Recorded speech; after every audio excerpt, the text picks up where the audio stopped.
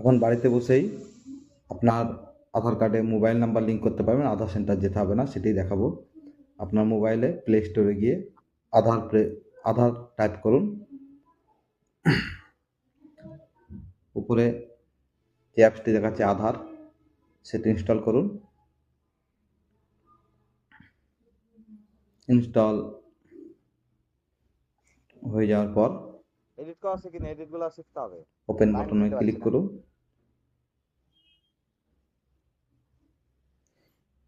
Allow করুন। Discover কি features দরকার নাই, skip introduction and register. I am ready with my Aadhaar কার্ডটি বের করে রাখুন এবং আপনার 12 ডিজিটের যে আধার কার্ড আছে সেই নাম্বারগুলি এখানে টাইপ করুন।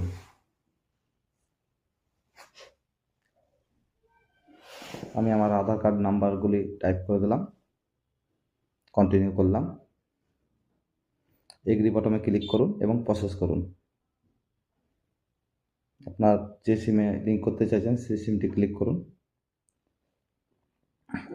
অ্যালাউ করুন।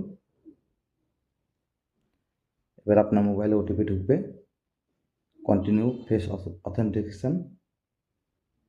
এবার আরডি ডিভাইস থেকে অটোমেটিক আপনার ফেস অথেন্টিকেশন অপশনটি চলে আসবে।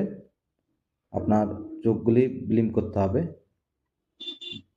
সবুজ হয়েছে মানে আপনার অথেন্টিকেশন হয়েছে। ফেস অথেন্টিকেটেড, গেটিং আধার রেডি।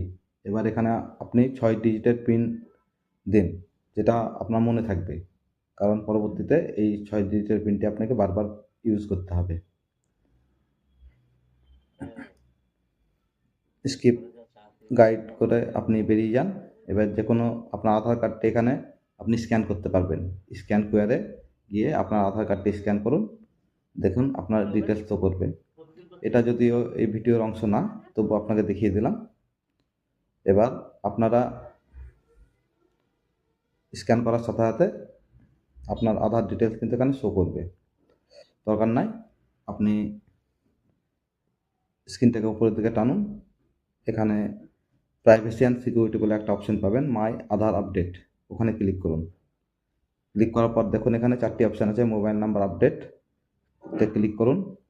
এখানে দেখাচ্ছে 30 দিন টাইম লাগতে পারে, 75 টাকা কাটবে। এখানে রেজিস্টার্ড মোবাইল নাম্বার ইজ এত, আর আপনি যেটি রেজিস্টার করতে চান সেই মোবাইল নাম্বারটা টাইপ করুন। এখানে সেন্ড ওটিপি করুন, ওটিপি ঢুকবে।